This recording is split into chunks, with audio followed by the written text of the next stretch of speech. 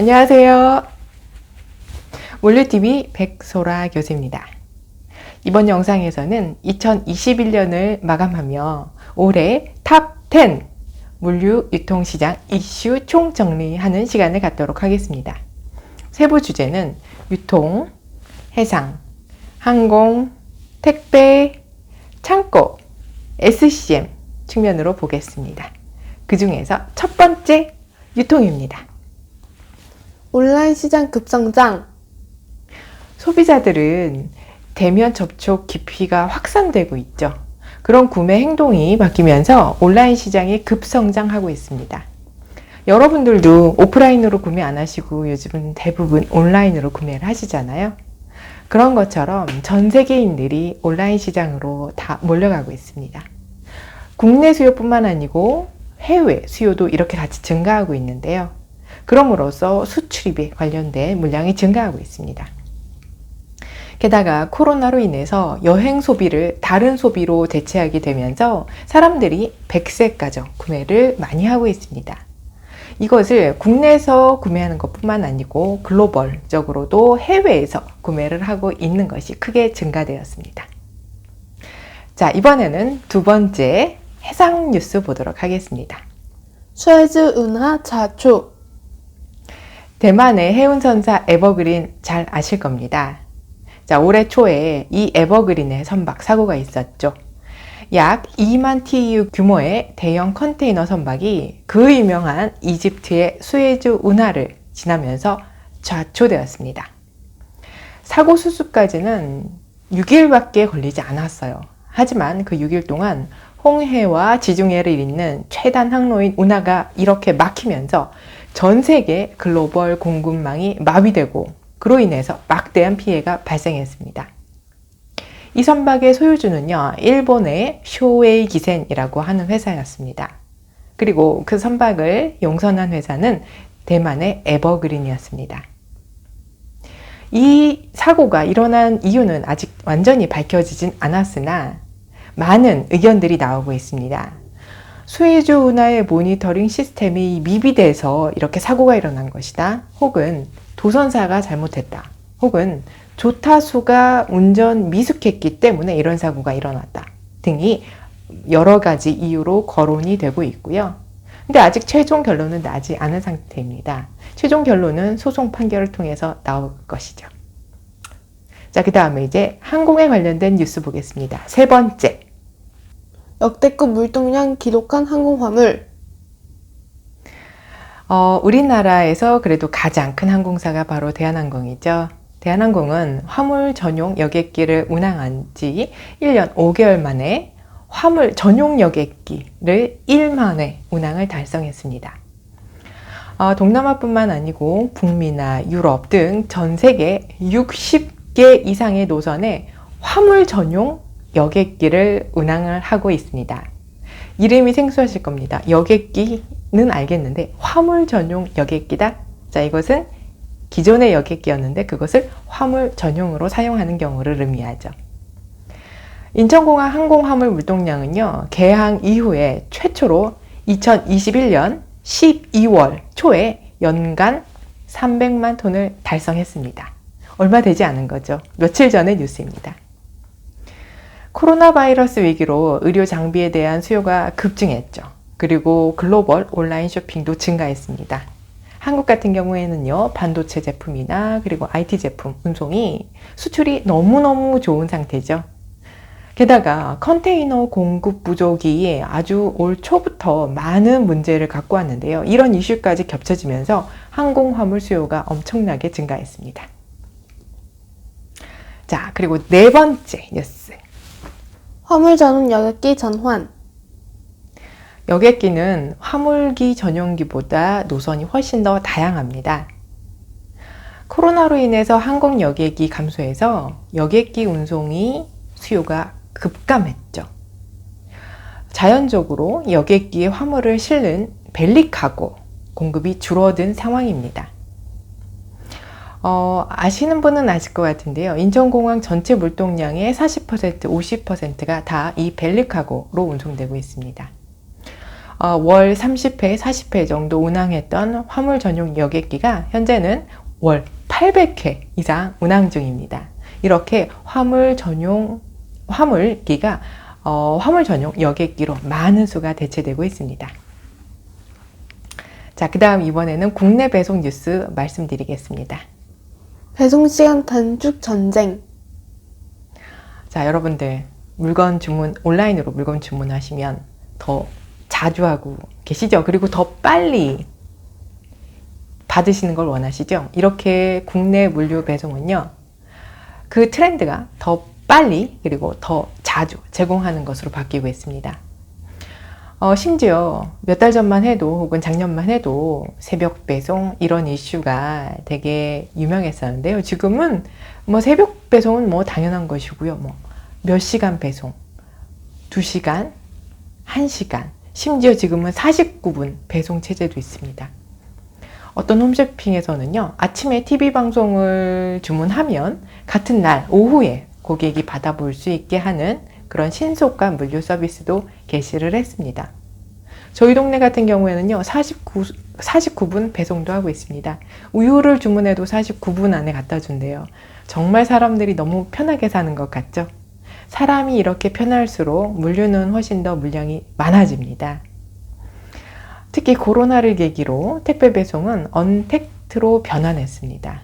그래서 이 택배는 과거에는 고객에게 직접 서비스를 제공을 했는데요. 지금은 고객 집 앞에 이렇게 문에다가 물건을 전달해 주면 되는 것으로 그런 딜리버리 하는 시간이 단축됐습니다.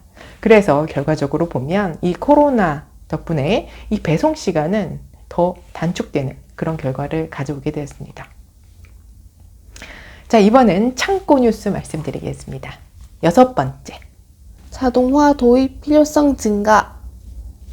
고객에게 신속하게 배송해야 한다면 그만큼 물류가 더 선제적으로 준비를 해야 되죠. 그래야지 빨리 반응을 할 수 있죠. 자, 그런데 만약에 그렇게 선제 준비가 안 된다라고 한다면 주문이 오면 빨리 대응하면 돼요. 우리 고객들은 물류를 더 빠르게 그리고 더 정확하게 그리고 더 자주 받기를 원합니다. 그렇다면 물류 서비스를 제공하는 측 입장에서는 인력이 대폭적으로 보강되어야 되거나 혹은 사람이 없다라고 한다면 기계가 도입이 되어야 되죠. 사람은 바로바로 보강이 되는 것이 힘듭니다. 일단 인력을 바로 보충하는 것도 힘들고 그리고 그 업무에 숙달되는 데도 시간이 걸립니다. 그래서 지금은 이 창고도 인력을 빨리 보강하는 것보다는 이 물류 증가량에 맞춰서 자동화를 도입하는 게 훨씬 더 중요한 이슈로 다가오고 있습니다. 지금은 물류 증가량에 비해서 사람을 채용하는 그 속도가 따라가질 못합니다. 그래서 지금 유일한 해결책은 자동화라고 말씀드릴 수 있겠습니다. 자, 7번째 뉴스입니다. 물류 부동산 시장의 성장. 2021년 아파트 가격이 폭증했죠. 그 이후에 혹은 그 즈음부터 물류 부동산의 가격도 폭등했습니다. 물류센터의 분기 거래 규모가 1조 원을 넘을 것으로 보고 있습니다. 온라인 유통이 확대되고 그리고 코로나로 인해서 시중에 자금이 대거 풀렸죠. 그래서 요즘에는 여유 자금이 있는 분들이 참 많으신 것 같습니다. 이러한 많은 자금들이 물류 부동산 쪽으로 투자가 몰리기 시작했습니다. 우리나라뿐만 아니고 해외의 부동산 펀드 혹은 리츠를 활용해서 기관 투자자도 많이 물류 부동산으로 투자를 하고 있는 것으로 파악이 되고 있습니다. 이렇게 해외의 자금이 약 80%가 넘는 것으로 파악되고 있습니다.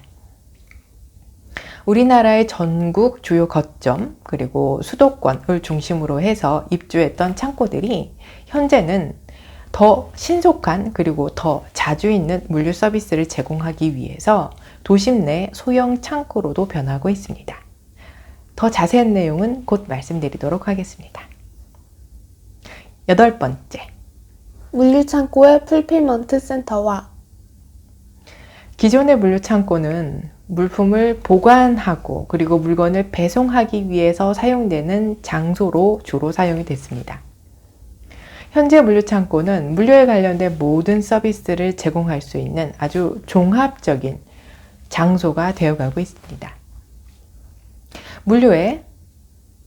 창고에 물건을 입고하고 그리고 분류하고 재고를 보관하고 그리고 그 물건의 품질을 관리해주고 그리고 고객한테 배송하고 이런 모든 물류 전 과정이 현재는 물류센터에서 수행되고 있습니다. 코로나는 저는 싫은데요. 우리 물류에 코로나가 정말 막대한 영향을 준 것은 사실인 것 같습니다. 이런 코로나 시대에 비대면 이커머스 유통시장이 크게 확대된 거 여러분들도 정말 절실하게 느끼실 수 있을 겁니다. 이제 고객은 언제든지 그리고 더 빨리 주문한 물건을 배송받고 싶어 합니다. 이에 따라서 현재는 풀필먼트라고 하는 그런 서비스가 각광을 받고 있는데요.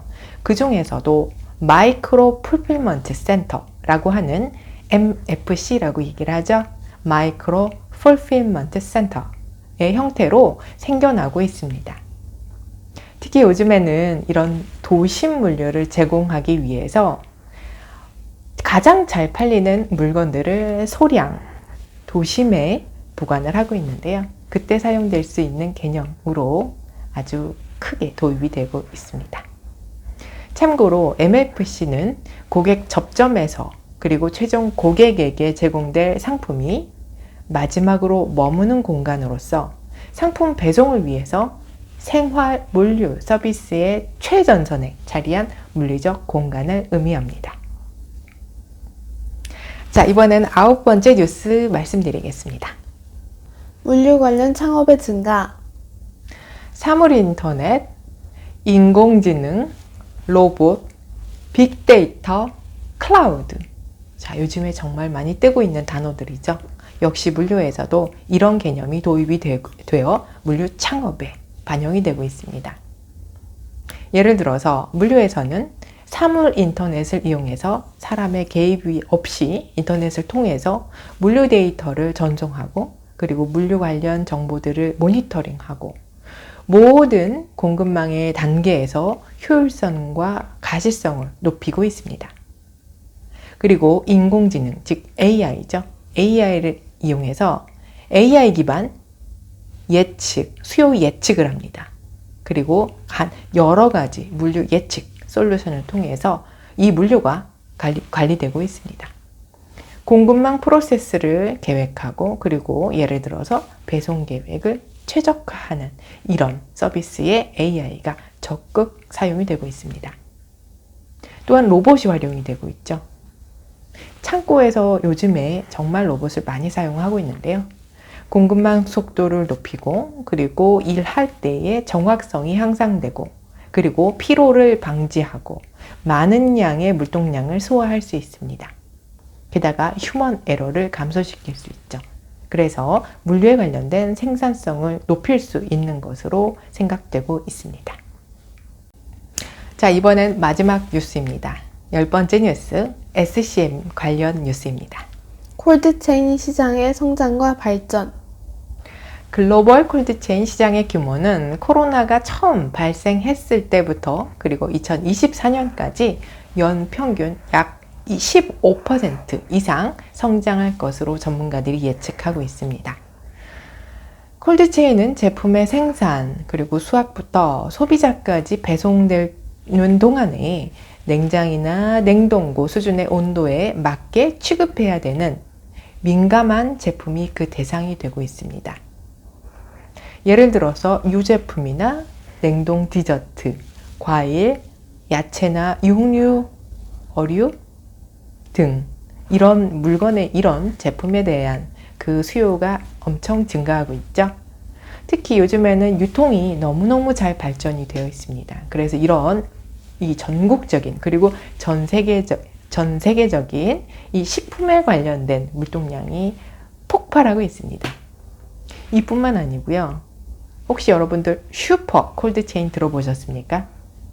코로나 때에 뜬 개념이죠. 바로 백신을 운송할 때 아주 극저온에서 운송을 해야 되는데요.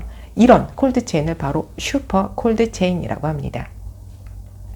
슈퍼 콜드체인은 영하 70도에서 영하 270도에 이르는 극저온 수준으로 제품을 취급하는 것을 의미합니다.